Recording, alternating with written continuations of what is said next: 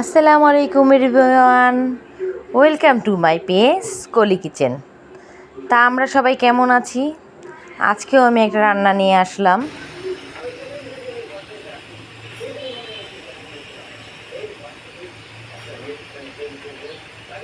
আজকে আমি রান্না করব চিংড়ি মাছ দিয়ে ধুন্দুল। চলেন আমরা চলে যাই তাহলে।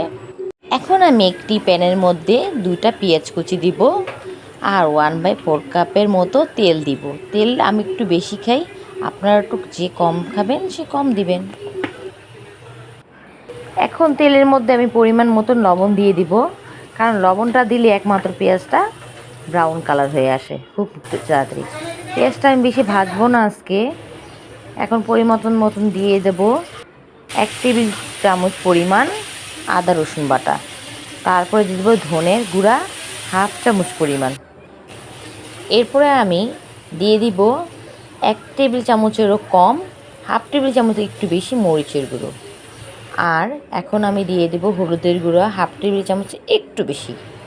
এখন আমি একটু গরম পানিতে অ্যাড করব মশলাটা কষানোর জন্য। এখন মশলাটা ভালো করে নেড়ে আসবো, একটা কালার আসবে। এখানে ছিল একটা টমেটোর অর্ধেক স্লাইস করা। এখন ঢাকনাটা উঠিয়ে আমি দেখলাম মশলাটা মোছামুছি একটু গ্রান হয়ে গেছে, এখন তেলও উঠে আসছে।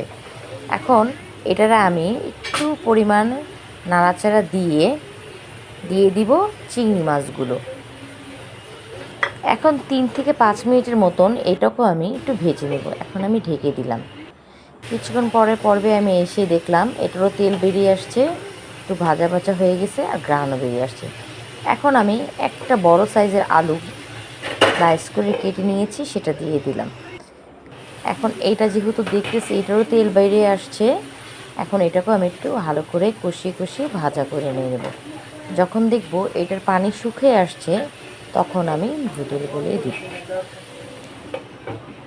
এখন ঢেকে দেওয়ার পর যখন আমি দেখতেছি এটা কষানো মোটামুটি হয়ে গেছে, তখন আমি ধুন্দুল কুচিগুলো দিয়ে দিই। এখানে ছোট সাইজের 4টা ধুন্দুল ছিল। এখন আমি ধুন্দুলে কোনো রকমের পানি অ্যাড করব না, কারণ ধুন্দুল থেকে এমনি পানি বের হয়। এই যে দেখুন মোটামুটি পানি বেরিয়ে আসতেছে। এখন এটা আমি নাড়াচাড়া দিব। ধুন্দুলের তরকারি যত ঢেকে দিব অত পানি বের হয়, এটা আমি খোলাই রাখবো যতক্ষণ না পানিটা শুকিয়ে আসে। আর ধুন্দুল তো বেশি জাল দেওয়া লাগে না। এই যে আরও পানি বের হয়ে আসছে। এখন হওয়ার পর্যায়ে হয়ে আসছে, আমি দিয়ে দিব কাঁচামরিচ। কাঁচামরিচটা ডিপের ছিল, ধনেপাতারও ডিপের ছিল। বাসায় আছে কাঁচামরিচ ধনেপাতা কোনোটাই ছিল না। যাই হোক, আলহামদুলিল্লাহ আমাদের ধুন্দুলের তরকারি কমপ্লিট হয়ে গেছে। আপনাদের যাদের আমার ভিডিও ভালো লেগেছে লাইক বা শেয়ার, একটি কমেন্ট করবেন।